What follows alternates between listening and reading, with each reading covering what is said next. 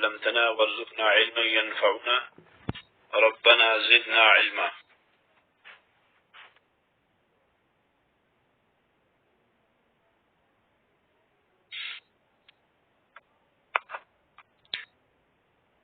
محمد رسول اللہ صلی اللہ علیہ وسلم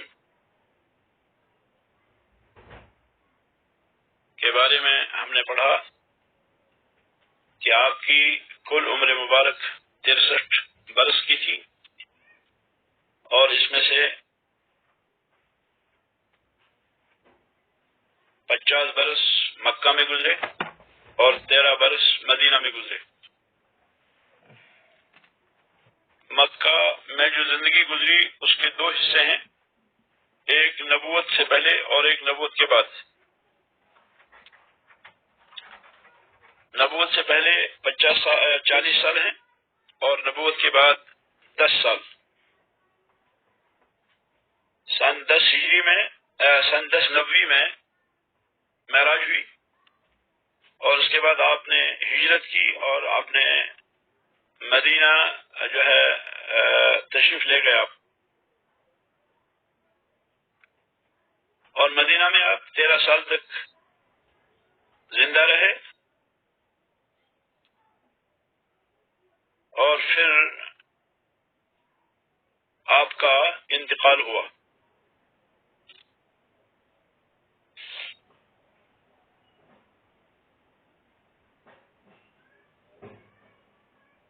آپ پر نماز جو فرض ہوئی معراج میں، اور آپ نے مکہ میں 3 سال نماز پڑھی.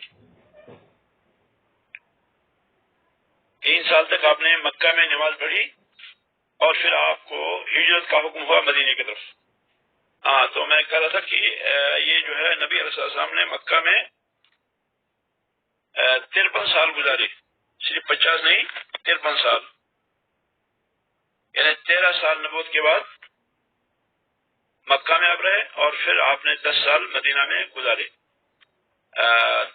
3 سال تک آپ نے مکہ میں نماز پڑھی فرض ہونے کے بعد، اور پھر آپ کو ہجرت کا حکم ہوا. اللہ عز و جل نے محمد رسول اللہ صلی اللہ علیہ وسلم کو مدینہ ہجرت کرنے کا حکم دیا، کیونکہ اہل مکہ نے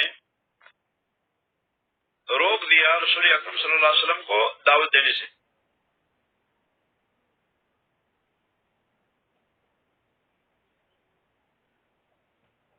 جب 13 سال مکمل ہوئے مکہ میں نبوت کے بعد، بعثت کے بعد، تو شہر ربیع الاول کے مہینے میں رسول اکرم صلی اللہ علیہ وسلم مدینہ پہنچے.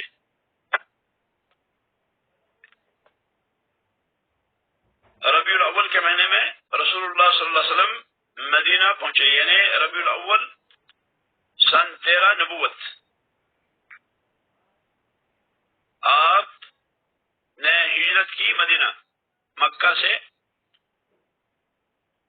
اور پھر آپ نے مدینہ کی طرف ہجرت فرمائی. ربیع الاول کے مہینے میں نبی علیہ السلام مدینہ پہنچے.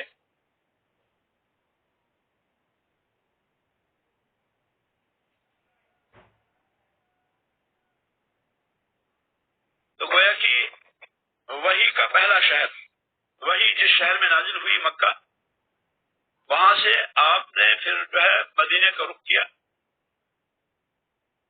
اور مکہ جو ہے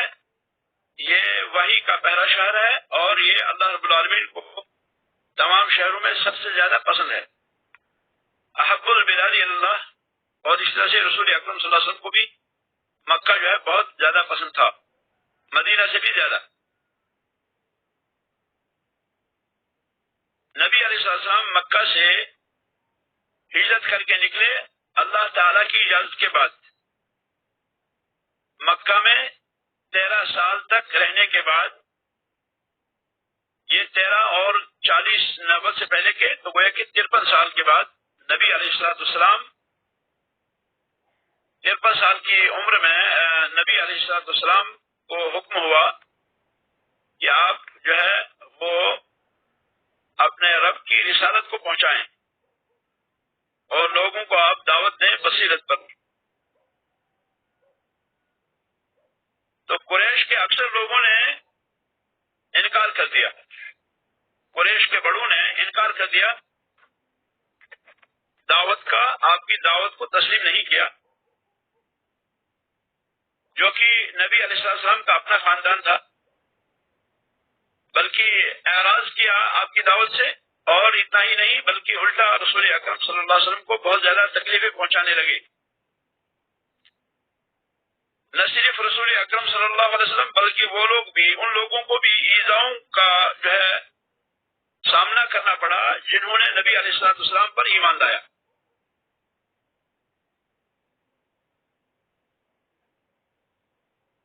نبی علیہ السلام کے ساتھ ساتھ نبی علیہ السلام کے ماننے والوں پر بھی شکنجا کسا گیا اور مشکلات کا سامنا کرنا پڑا، حتیٰ کہ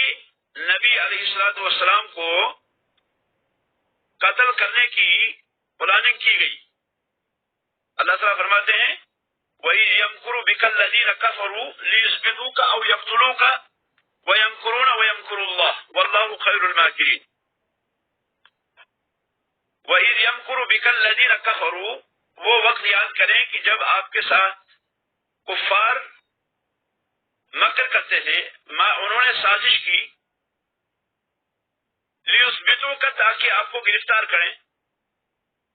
او یقتلوک، یا جو ہے آپ کو قتل کریں، او یخرجوک، یا آپ کو نکال دیں۔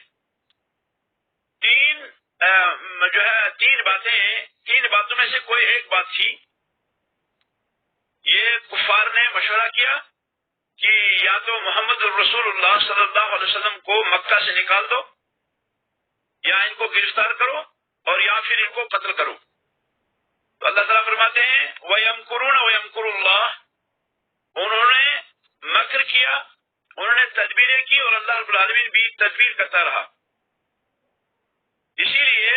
جب انصار سے اللہ رب العالمین نے خطاب کیا تو اللہ تعالیٰ نے فرمایا إِلَّا تَنْصُرُوهُ، اگر تم محمد صلی اللہ علیہ وسلم کی مدد نہیں کرتے تو یاد رکھو فقد نصرہ اللہ، اللہ تعالیٰ نے ان کی مدد کی اس وقت اذ اخرجہ الذین کفروا، جب کفار نے ان کو نکال دیا گھروں سے، ثانی اثنین اذ ہما فی الغار۔ تو کیونکہ اللہ تعالیٰ نے مسلمانوں کو خصوصی طور نبی علیہ السلام پر کی مدد کرنے کا حکم دیا،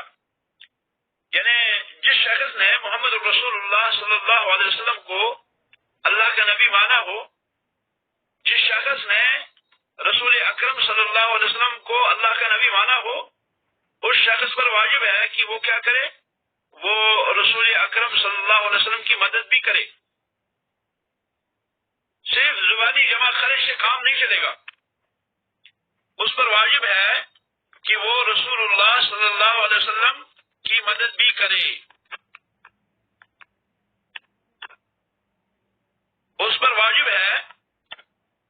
جو شخص یہ کہے کہ میں نے محمد رسول اللہ صلی اللہ علیہ وسلم پر ایمان لایا ہے، اس پر واجب ہے کہ وہ کیا ہے، وہ آپ کی مدد بھی کرے۔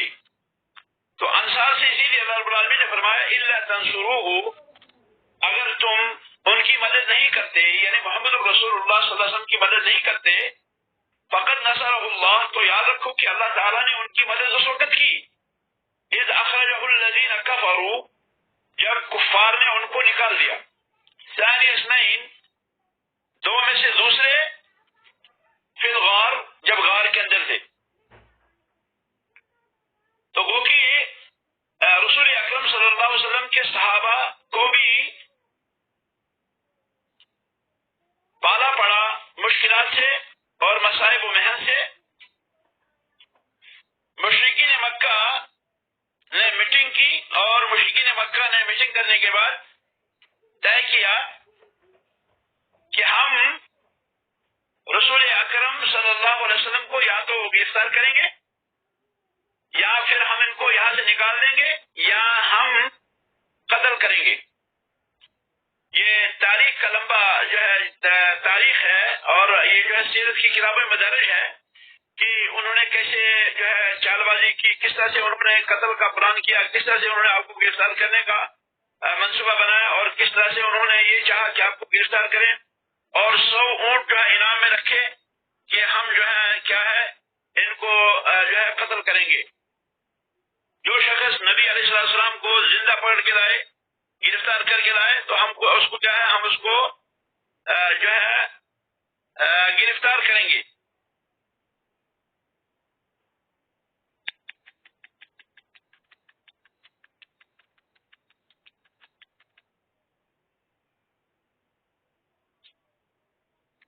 لیکن اللہ تعالیٰ نے اپنے نبی کی حفاظت کی اور نبی علیہ السلام کو موقع دیا، اور نبی علیہ السلام جو ہے وہ بصحت و سلامت کئی دن کے سفر کے بعد مدینہ پہنچے.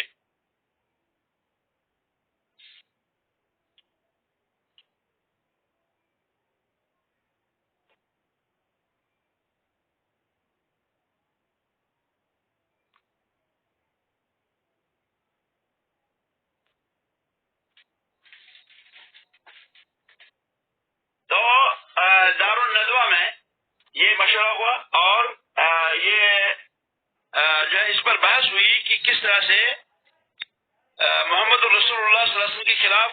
سازش کریں گے، کیا پلان کریں گے آپ کی دعوت کو روکنے کے لیے. تو یہ ساری جو ہے پلاننگ انہوں نے کی، لیکن اللہ تعالیٰ نے رسول اکرم صلی اللہ علیہ وسلم کی حفاظت کی اور آپ کو صحیح و سلامت مدینہ پہنچایا.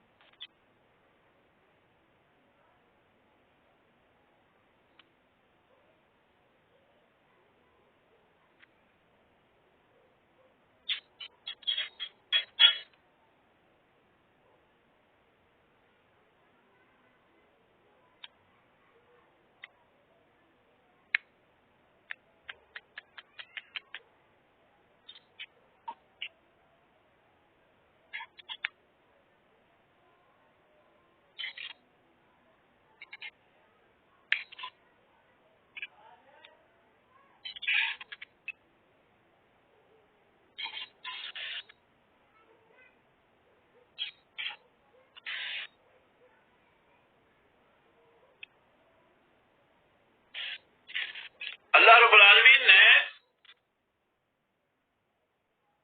خبر دی نبی علیہ السلام کو اس سالے کے بارے میں جو مشرکین مکہ پروگرام کر رہے تھے، آپ کے خلاف سازش کر رہے تھے. اس کا علم اللہ تعالیٰ نے اپنے نبی علیہ السلام کو دیا اور پھر ہجرت کا حکم دیا. ابو بکر رضی اللہ تعالیٰ عنہ نے پہلے ہی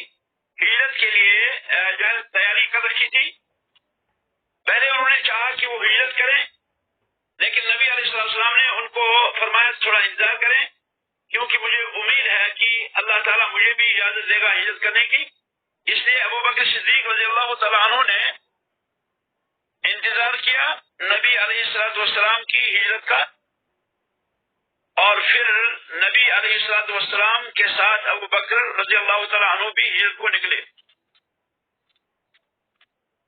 عائشہ صدیقہ فرماتی ہیں رضی اللہ عنہا فرماتی ہیں کہ ہم ایک دن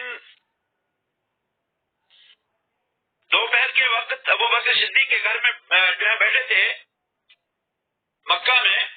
تو ہم نے دیکھا کہ رسول اکرم صلی اللہ علیہ وسلم دروازے پہ کھڑے ہیں اور اپنا سر ڈھانکے ہوئے کھڑے ہیں. ابو بکر صدیق رضی اللہ تعالیٰ عنہ نے فرمایا میرے ماں باپ آپ کے قربان، اس وقت جو ہے نبی علیہ السلام کسی خاص وجہ سے تشریف لائے ہیں. نبی علیہ السلام داخل ہوئے اور ابو بکر صدیق سے فرمایا کہ اگر آپ کے پاس کوئی ہے اس کو باہر کر دیں. ابو بکر صدیق نے فرمایا کہ یہ تو آپ کے جو ہے اہلو ہیں، یعنی عائشہ صدیقہ ہے رضی اللہ عنہ، اور کوئی اور نہیں ہے. تو نبی علیہ السلام نے فرمایا کہ مجھے جو ہے مدینہ نکلنے کی اجازت ملی ہے. تو ابو بکر صدیق رضی اللہ تعالیٰ عنہ نے فرمایا کہ مجھے بھی اپنے ساتھ لیں. نبی علیہ السلام نے فرمایا ہاں آپ بھی میرے ساتھ ہیں.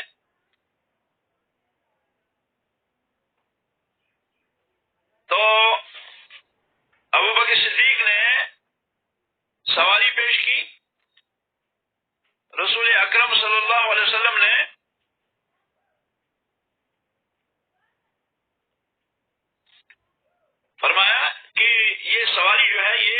قیمت سے، یعنی اس سواری کی قیمت دی نبی علیہ السلام نے. اور پھر رسول اکرم صلی اللہ علیہ وسلم ابو بکر صدیق نکلے اور جبل ثور کی غار میں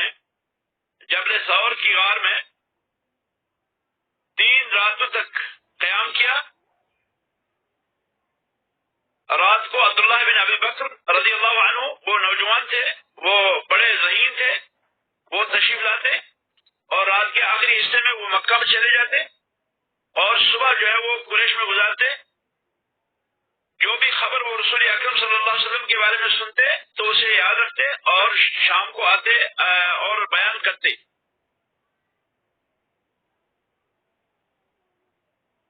قریش رسول اکرم صلی اللہ علیہ وسلم کی تلاش میں نکلے، ہر طریقے پہ، ہر راستے سے،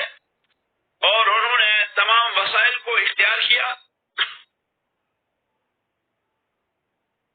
تاکہ نبی علیہ السلام کو کہیں وہ پائیں.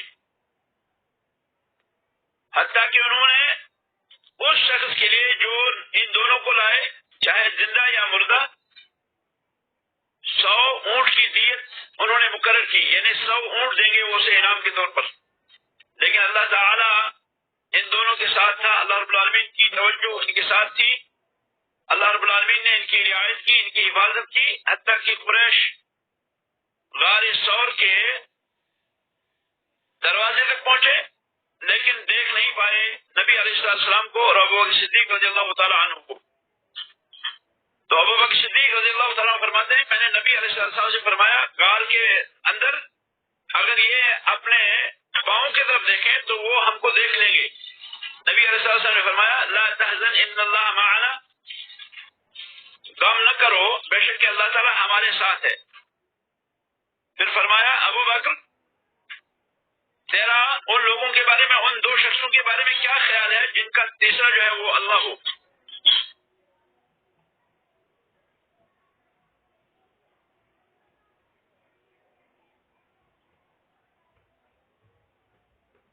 اور پھر جب تھوڑی جو ہے جس کو آپ کہیں کہ کمی آ گئی تلاش میں، تو وہ دونوں غار سے نکلے 3 راتوں کے بعد اور مدینہ کی جانب جو ہے وہ ساحلی راستے پہ روانہ ہو گئے. ادھر مدینے میں یہ حال تھا کہ جب مدینہ والوں نے، مہاجرین و انصار نے رسول اکرم صلی اللہ علیہ وسلم کے بارے میں سنا تو وہ ہر صبح وہ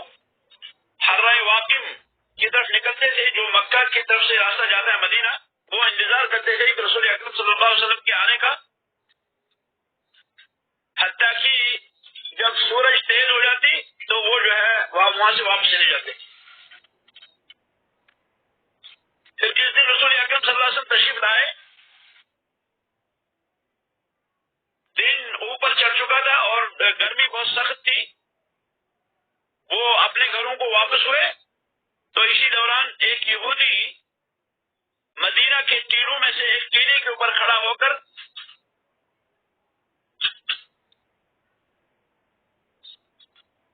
اپنی کسی حاجت میں تھا، اپنی کسی کام پہ تھے. مدینہ کی ٹیلوں میں سے ایک ٹیلے پر ایک یہودی کوئی اپنا کام کر رہا تھا تو اس کی نظر رسول اکرم صلی اللہ علیہ وسلم اور آپ کے ساتھیوں پہ پڑی جو آ رہے تھے. تو وہ چلا اٹھا اے عرب کے معاشروں، اے عرب،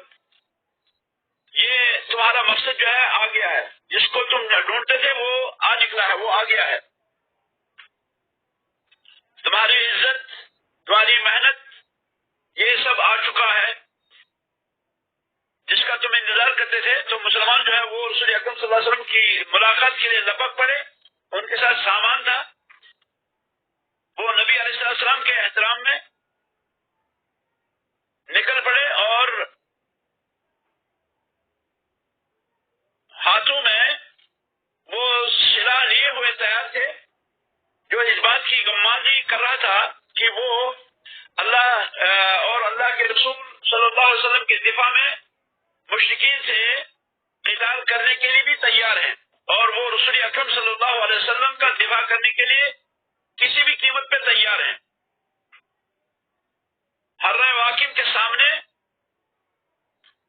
ملاقات کی تمام لوگوں نے رسول اکرم صلی اللہ علیہ وسلم کے ساتھ قلعے کے دائیں طرف ہو گئے، اور پھر بنی عمرو بن عوف جو قباء کے اندر واقع تھا ایک قبیلہ، بنی عمرو بن عوف، اس قبیلے میں آپ نے نزول ہلال فرمایا اور کئی راتوں تک وہاں پہ آپ نے قیام فرمایا، اور پھر مسجد وہاں پہ جو ہے مسجد کی بنیاد رکھی، مسجد قباء، اور پھر آپ نے مدینہ کی طرف کوچ کیا۔ آپ کے ساتھ لوگ بھی تھے اور آپ کے ساتھ لوگ جو ہے وہ راستے میں ملتے رہے۔ ابو بکر رضی اللہ تعالیٰ عنہ فرماتے ہیں کہ جب ہم مدینہ پہنچے تو لوگ جو ہے وہ راستوں میں نکلے، اپنے گھروں پہ نکلے، بچے اور نوکر جو ہے وہ اللہ اکبر کے نعرے بلند کرنے لگے کہ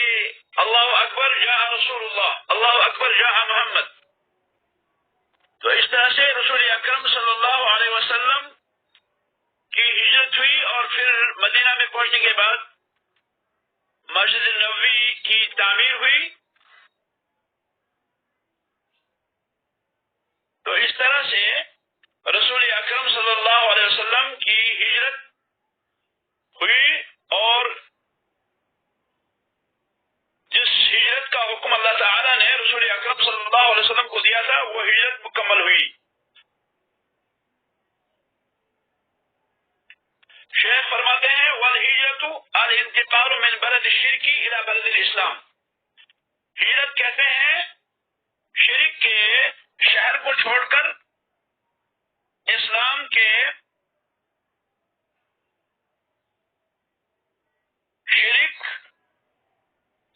شہر کو چھوڑ کر اسلام کے شہر کی طرف منتقل ہونے کو۔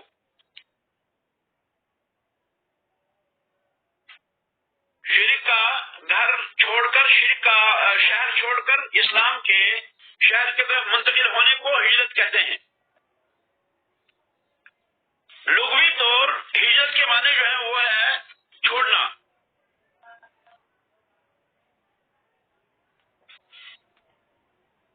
لغوی طور ہجرت کے معنی جو ہے وہ چھوڑنا ہے، اور شرعی طور الانتقال من بلد الشرک الى بلد الاسلام، شرک کے شہر سے اسلام کے شہر کی طرف منتقل ہونے کو ہجرت کہتے ہیں۔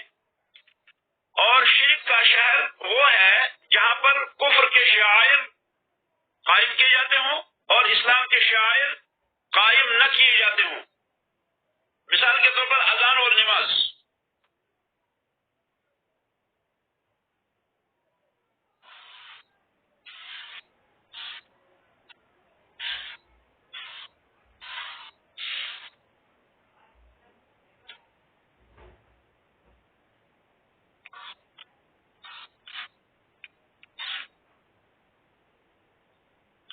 ہجرت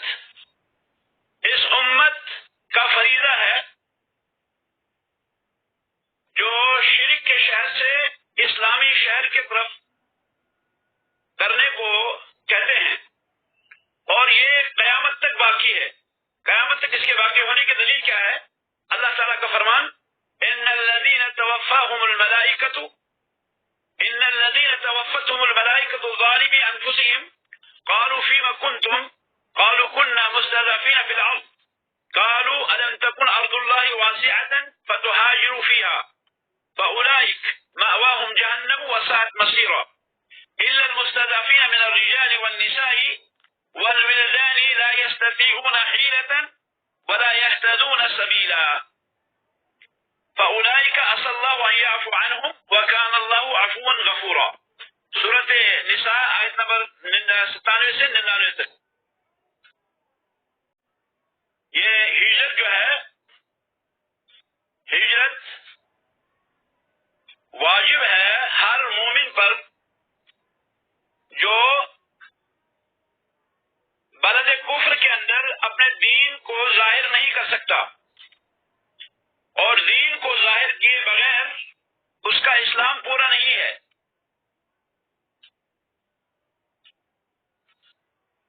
اور جب وہ اپنے شعائر کو پورا نہیں کر سکتا، کھلے عام انجام نہیں دے سکتا، تو پھر اسے ہجرت کرنا جو ہے یہ واجب ہے۔ ہجرت واجب ہے ہر مومن پر جو اپنے دین کا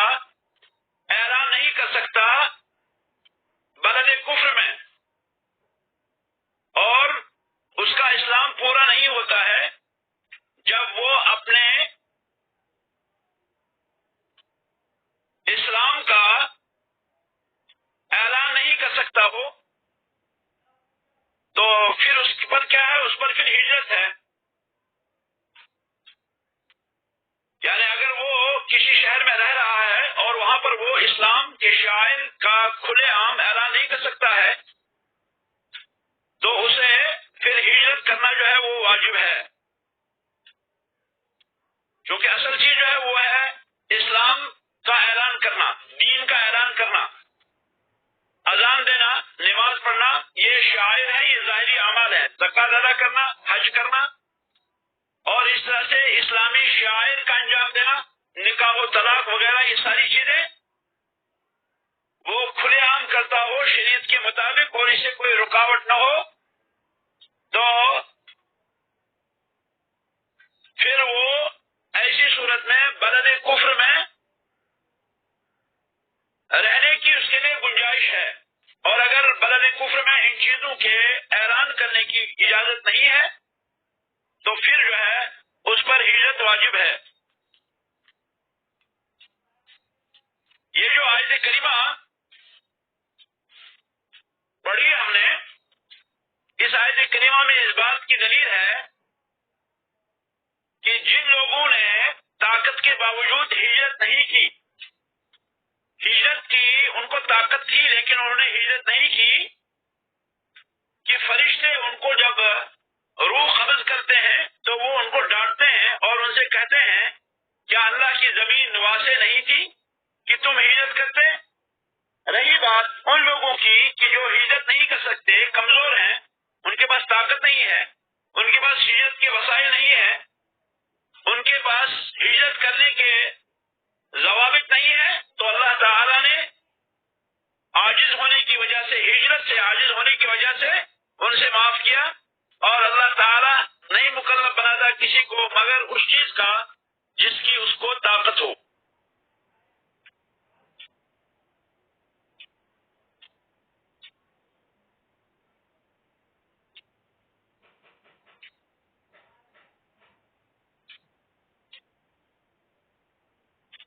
اسی طرح سے اللہ تعالیٰ فرماتے ہیں یا عبادی الذین آمنوا ان ارضی واسعہ، ان ارضی واسعۃ فایای فاعبدون، سورہ عنکبوت آیت نمبر 56۔ امام بغوی کہتے ہیں رحمۃ اللہ علیہ کہ اس آیت کے کا سبب نزول جو ہے وہ ان مسلمانوں کے بارے میں ہے کہ جو مکہ میں رہتے تھے اور پھر انہوں نے ہجرت نہیں کی، یعنی جو لوگ مکہ میں رہتے تھے اور وہ ہجرت نہیں کر سکے مدینہ، تو یہ آیت ان لوگوں کے بارے میں نازل ہوئی کہ اے میرے بندو، میرے وہ بندو جنہوں نے ایمان لایا ہے، بے شک کہ میری زمین واسع ہے، بس میری ہی عبادت کرو۔ فرماتے ہیں امام بغوی رحمہ اللہ کہ اس آیت کا سبب نزول جو ہے وہ مسلمانوں کے بارے میں ہے جو مکہ میں تھے اور جنہوں نے ہجرت نہیں کی، اللہ تعالیٰ نے انہیں ایمان کے نام سے پکارا۔ ہجرت کی دلیل سنت مبارکہ سے رسول اکرم صلی اللہ علیہ وسلم کا یہ فرمان ہے لا تنقطع التوبہ، لا تنقطع الحجرۃ حتى تنكحوا التوبہ ولا تنقطع التوبة حتى تطلع الشمس من مغربها۔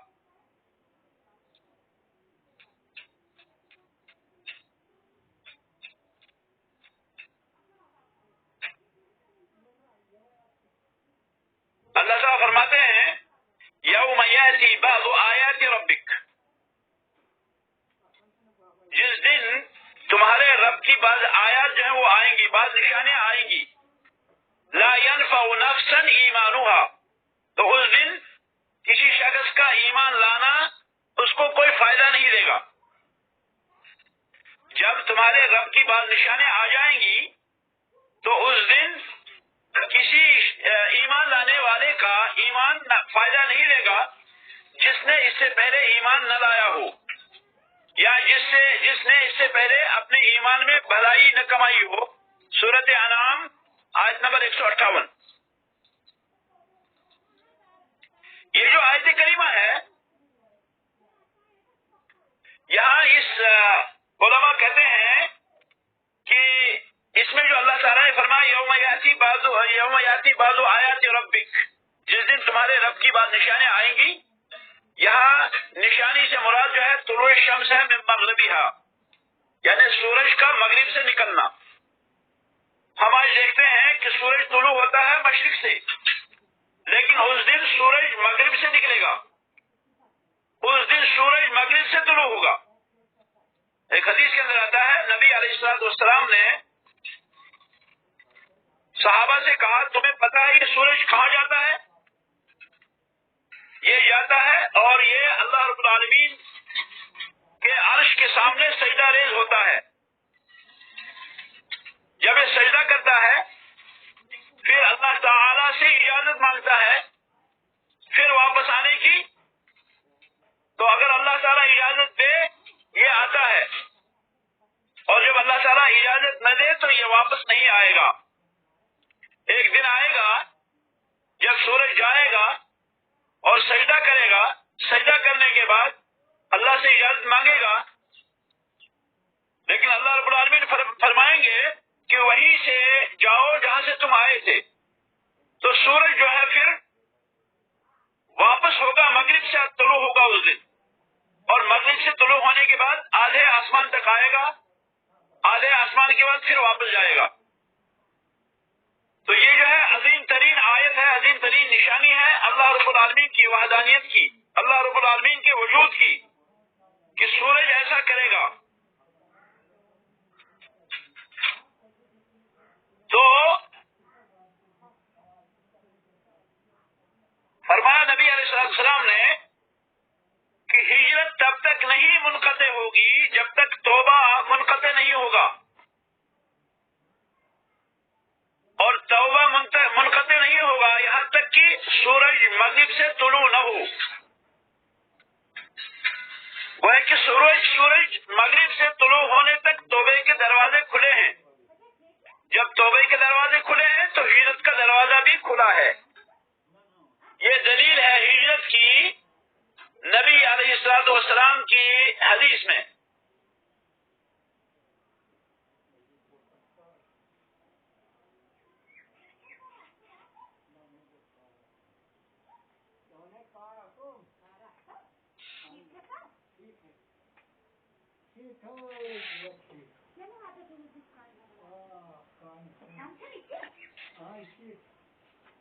تو نبی علیہ الصلوۃ والسلام نے ہجرت کی،